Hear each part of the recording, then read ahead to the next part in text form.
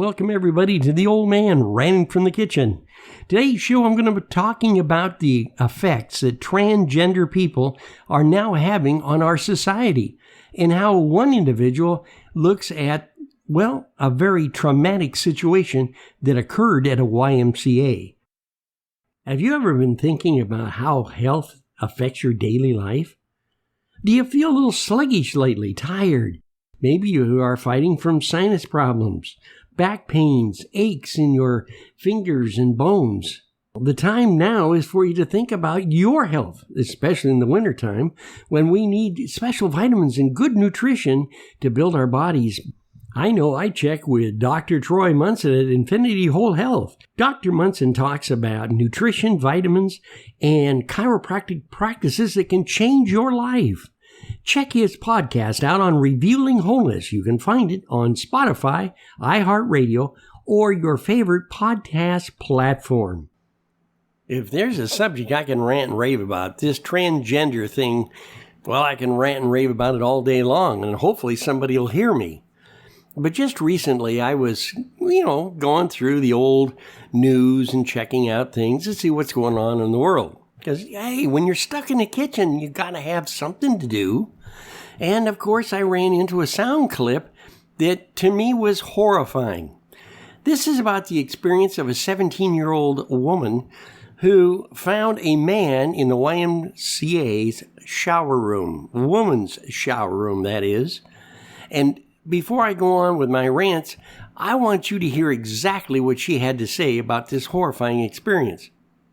Now, this clip's going to run about 2 minutes and 59 seconds, so please stay tuned, listen to all of it, because it is mortifying. My name is Rebecca Phillips, and I'm 17 years old. I am not a resident of Santee, but I am employed at a local restaurant, the Omelet Factory, and I work out regularly at the Santee YMCA. Just 2 weeks ago, after finishing my shift at my job, I went to the gym to swim laps. As I was showering after my workout, I saw a naked male in the women's locker room. I immediately went back into the shower, terrified, and hid behind their flimsy excuse for a curtain until he was gone.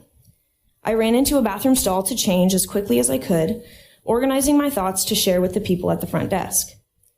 As I did so, I could only think of my 5-year-old sister, who I bring to this gym during the summer to enjoy their water slides. This is the YMCA, where hundreds of children spend their summer afternoons in childcare camps. This is the YMCA where my little sister took gymnastics lessons. The locker room was supposed to be her safe haven to gossip with her friends and shower and change. When I asked the YMCA management what their policy was regarding transgenders, they confirmed that the man that I saw was indeed allowed to shower wherever he pleased. As long as you are not a red flag on Megan's Law, the California Sex Offender Registry, a grown male can shower alongside a teenage girl at your YMCA location here in Santee. I was made to feel as though I had done something wrong when I talked to people at the YMCA. Somehow, the indecent exposure of a male to a female minor was an inconvenience to them. When my dad spoke to the sheriff's office, they told him that he should never allow me to shower there ever again. The YMCA wouldn't let my father speak to the manager of the Santee branch. After waiting several days, he finally received a call from Terry Moss, who is the director of membership for San Diego County. She informed my dad that I was not in any danger at the time of the incident, that I was safe.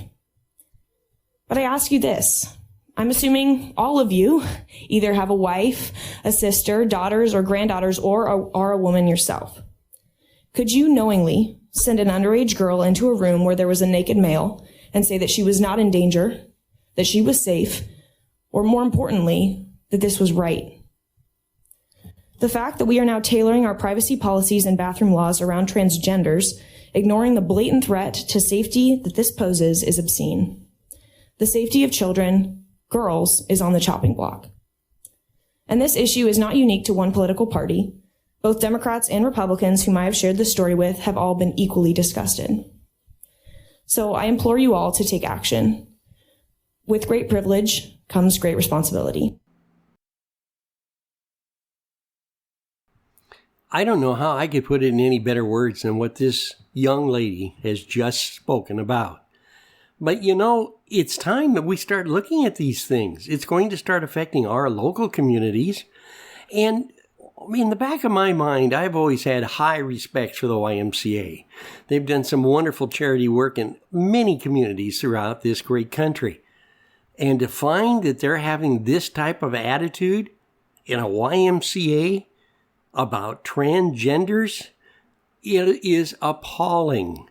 And I hope everybody realizes that if we don't start a conversation in our schools and in different organizations about trans to get it stopped, and I'm talking about simple conversations of adults with leaders to get this thing straightened out, this is the beginning of the end as far as I'm concerned.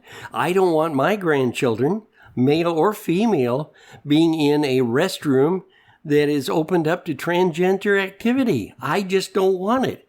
Now, I'm not saying that we should discriminate against trans people. I personally do not believe in transgender. I believe that God created you as a man, you are a man until the good Lord calls you home.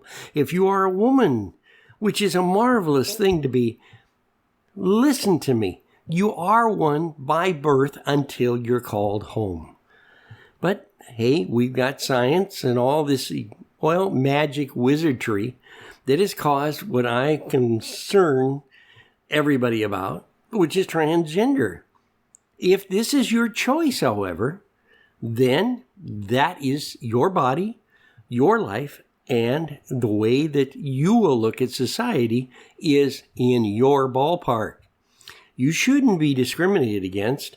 However, I don't believe that you should be allowed to be in locker rooms or in areas that are private to certain sexual orientation. I don't think this is a smorgasbord for us to be able to say, well, that's okay because I'm trans. And even though I have male organs, I should be able to go ahead and shower with the girls.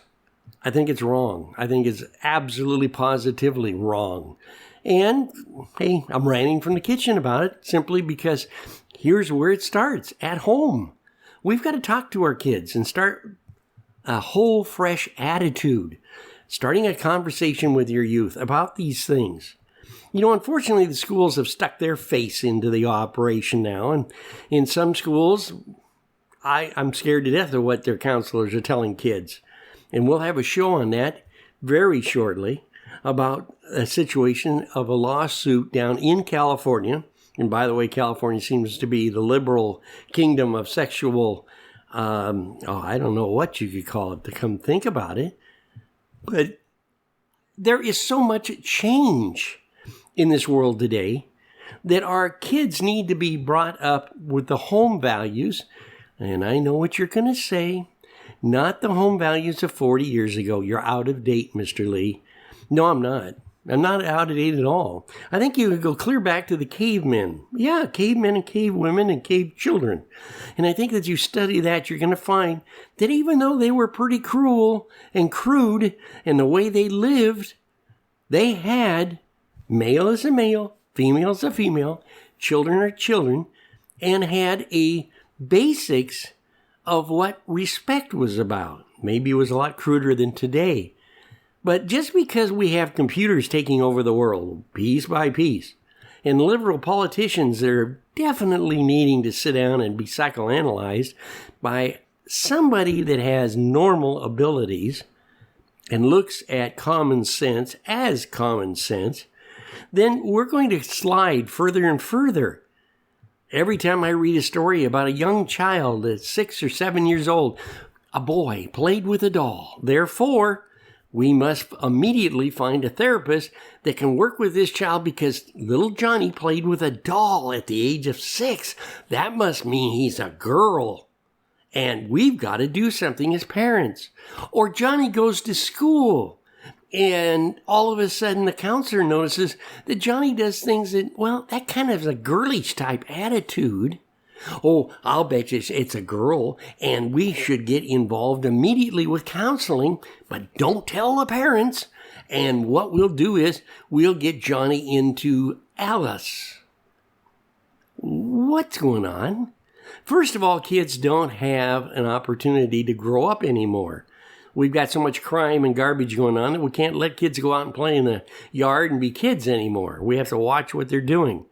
The internet is robbing our kids of an opportunity by turning them into gamers or into a situation of intense modification of their brain and thinking simply through areas like TikTok, my favorite unsubject. Social media is a tragedy. Social media was basically great, but now it's fallen.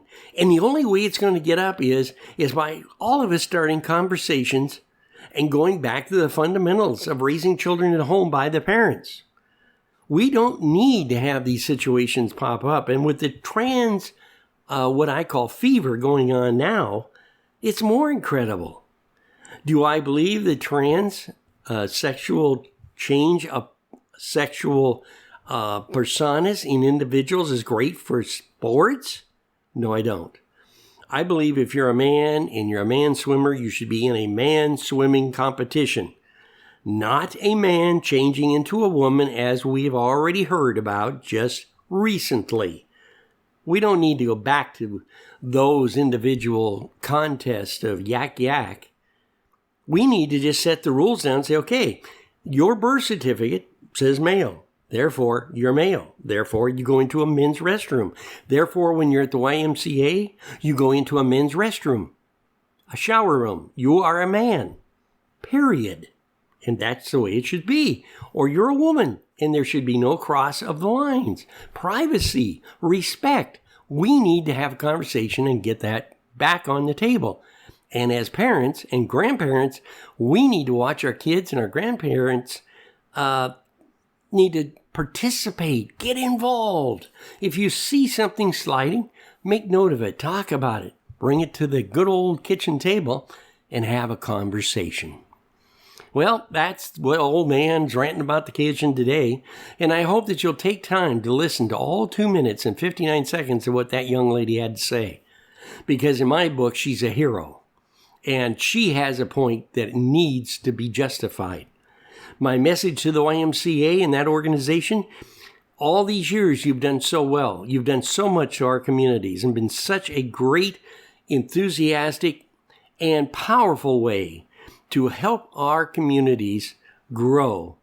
Why in the world do you want to throw that all down the trash can and expose our children to transsexual people in restrooms, locker rooms, etc.? It's wrong. Let's hope you'll change. Let's try to get the YMCA to understand through people sending them letters. Get a hold of your congressman. Start complaining or talking about those areas. And let's see what we can do.